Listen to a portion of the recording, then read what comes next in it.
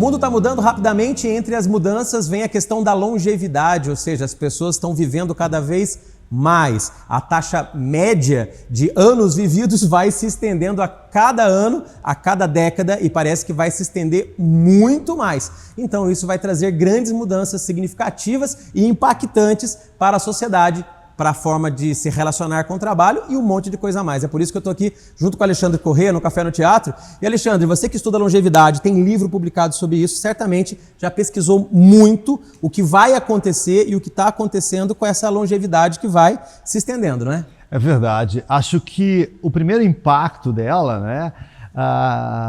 O primeiro impacto as pessoas tendem a associar com as coisas mais óbvias, do tipo, vai ter um impacto na saúde, vai ter um impacto nos sistemas previdenciários, mas essa é uma visão muito reducionista do que seja o fenômeno da longevidade, que ele está associado a tudo, vai ter impacto em arquitetura, em política pública, em mercado de trabalho, em treinamento e desenvolvimento, em comunicação, em código cultural, em mercado de trabalho, numa ampla gama de aspectos, né?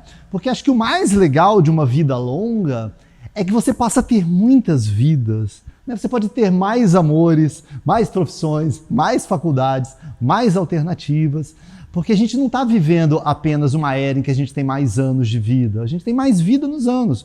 A gente está vivendo mais tempo com mais plenitude das nossas capacidades físicas, né?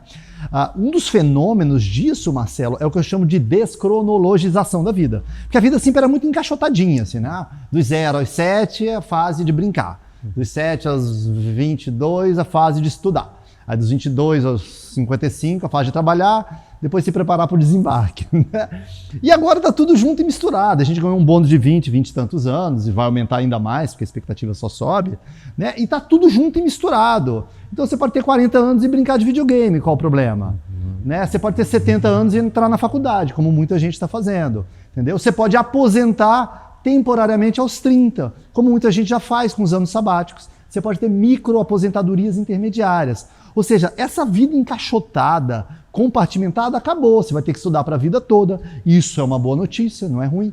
Né? Estudar para sempre é bom, ruim é ser ignorante. Entendeu? Você vai poder ter mais carreiras, você não vai ficar preso a uma escolha infeliz que você fez aos 20 anos de idade, quando você escolheu a faculdade, depois isso não te representa mais. Ou seja, o legal, uma das coisas legais, são muitos impactos, mas é justamente a possibilidade de você sofrer mutações ao longo da vida, de você se transformar, entendeu? De você ser várias pessoas, realizar vários sonhos. Como é que você enxerga esse processo também, Marcelo? Cara, é incrível esse tema, tanto que ele faz a gente pensar muitas coisas, mas eu vou tentar entender mais pelo lado das empresas, o quanto que elas estão preparadas ou não para essa nova realidade.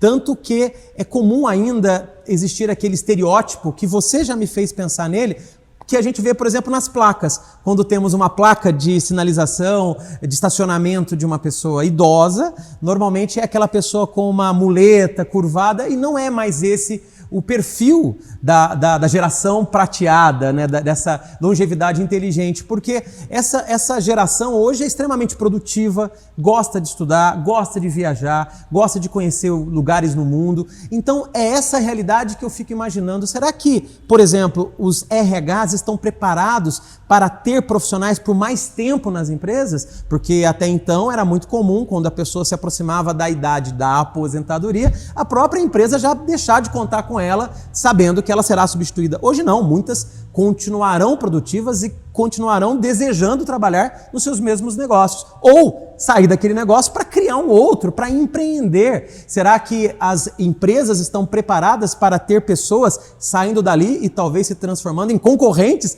empreendendo outros negócios parecidos com aqueles? E será também que as empresas, em especial os empreendedores, estão preparados para vender para essa geração que compra de um jeito diferente, tem mais experiência, tem mais maturidade, tem mais visão de mundo, são mais críticos. Enfim, o mundo está mudando tão radicalmente que eu percebo que a forma de fazer negócios, de se relacionar no ambiente de trabalho, de selecionar pessoas, de ter as pessoas do nosso lado, também será fortemente impactado por isso. Mas para começar essa discussão aí na sua empresa, no seu negócio, você tem que desconstruir esse olhar de que uma pessoa que passou dos 60 anos, por exemplo, ela não é tão produtiva.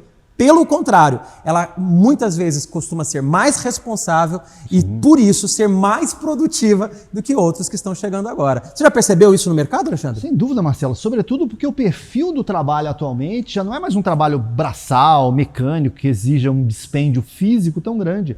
É um trabalho muito mais de relacionamento, de compartilhamento, de trabalhar em equipe.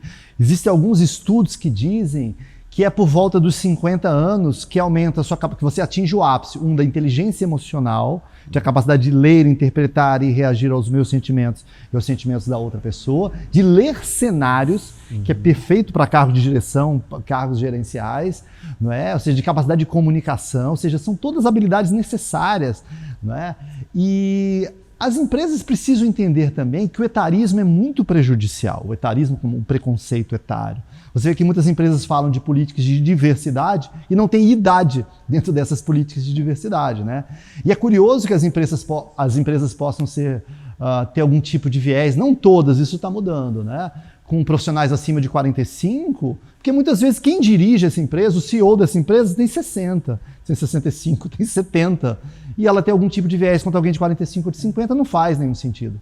No momento em que a gente grava esse vídeo aqui no teatro, o presidente dos Estados Unidos, a nação mais rica do mundo, tem 78, vai terminar o primeiro mandato dele com 82. O presidente da Apple, que é a empresa mais valiosa do planeta Terra, tem 60 anos de idade. Então são todos estereótipos que não fazem mais nenhum sentido. Isso do ponto de vista corporativo, tem também a miopia em relação ao consumidor. Um estudo de mercado no Brasil avaliou em mais de 2 trilhões de reais por ano a capacidade de consumo dos consumidores de 50 ou mais. É um mercado quase invisível para muitas empresas, infelizmente, né? E traz também uma outra diferença que é para os indivíduos. Porque, Marcelo, ter uma vida de 100 ou 110 anos, que muita gente terá, né, atualmente, é muito diferente de ter uma vida de 60. Isso requer um protagonismo nosso em relação às nossas próprias escolhas, entendeu?